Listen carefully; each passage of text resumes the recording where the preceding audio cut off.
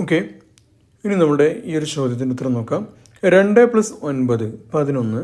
11ലേക്ക് 1 കൂട്ടി കഴിഞ്ഞാൽ 12 കിട്ടും. 12ൻ്റെ കൂടെ 3 കൂട്ടിയാൽ 15.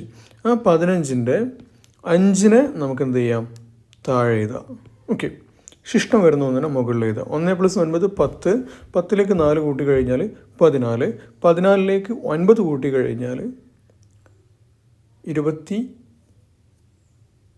14 + 9 നമുക്ക് 23 കിട്ടും. ഓക്കെ, 23ലേക്ക് 5 കൂട്ടി കഴിഞ്ഞാൽ 28. ഇഷ്ടം 2. 2 + 7 9. 5 + 8 13. ശിഷ്ടം 1. 1 + 4 5. ഓക്കെ, അപ്പോൾ നമ്മുടെ ഉത്തരമായി.